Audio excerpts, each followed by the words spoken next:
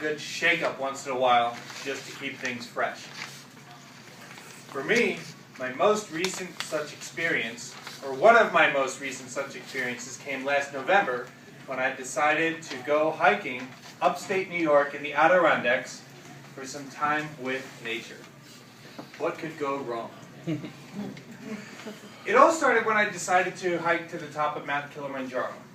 A lofty goal, to be sure, but one that would take me to new heights. You see, the point of a goal is not to do it, but to become the kind of person who can do it. And with that, I decided that I needed some training. So I did a series of smaller goals to be able to do something as lofty as the 19,000-foot Mount Kili. And one of the hikes was going to be, in fact, my big hike before flying out of the country was going to be the top of Mount Marcy, upstate New York, height 5,700 feet.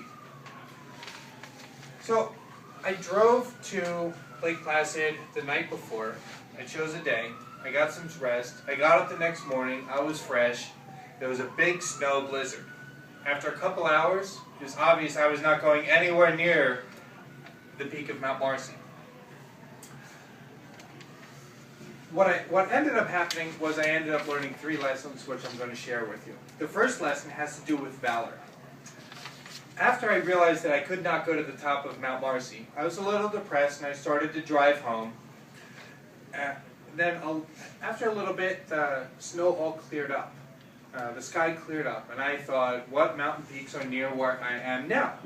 So I got out my map in my car off to the side of the road, and I looked up what mountain peaks were nearby, and I found one called Big Slide Mountain, altitude, elevation 4,200 feet.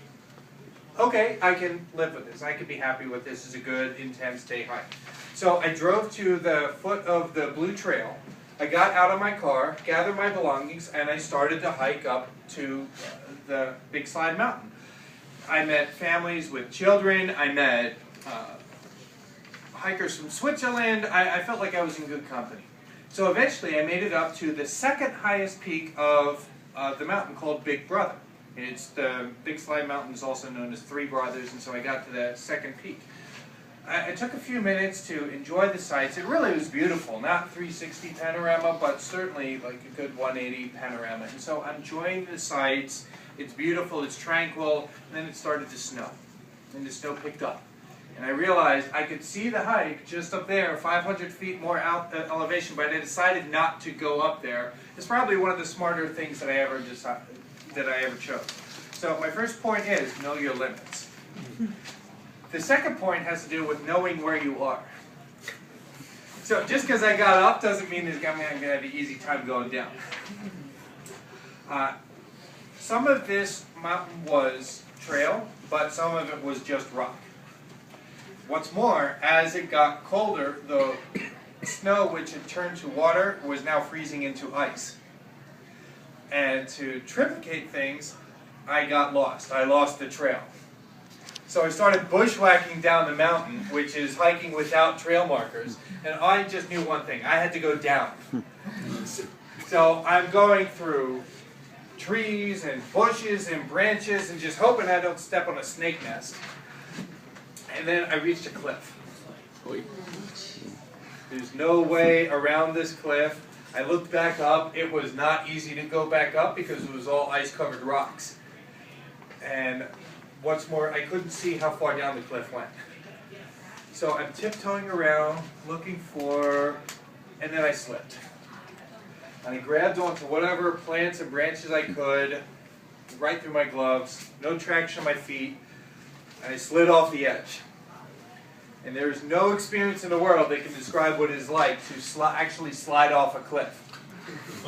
Wow. I can't describe it. I'll never forget it. But I'll never forget it.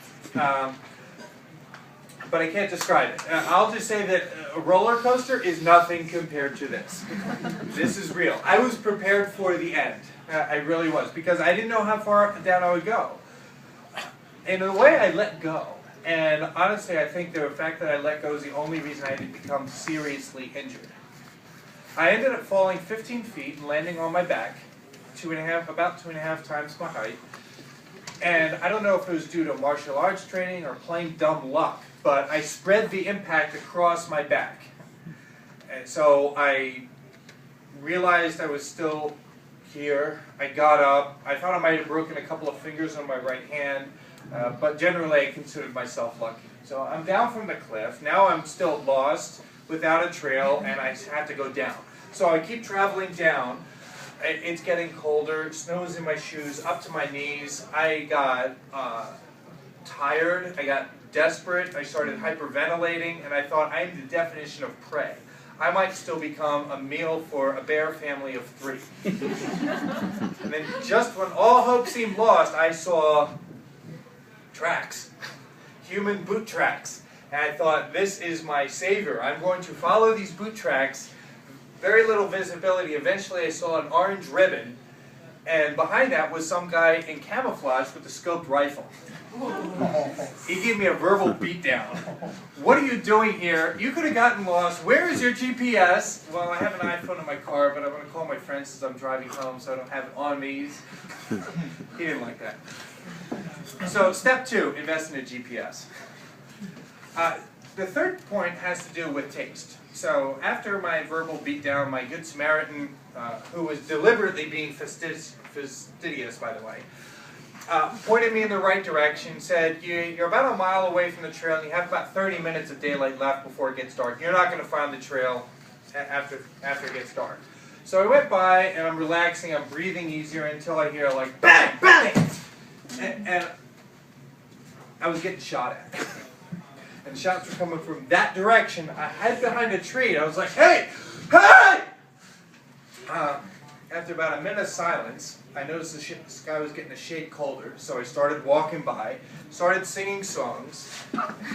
Amazing Grace, How Sweet the Sound, I Once Was Lost. Maybe this is not a good idea.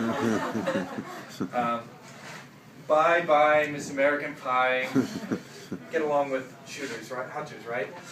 Put my Chevy to the levee, but the levee was dry. Sing This Will Be the Day That I Die.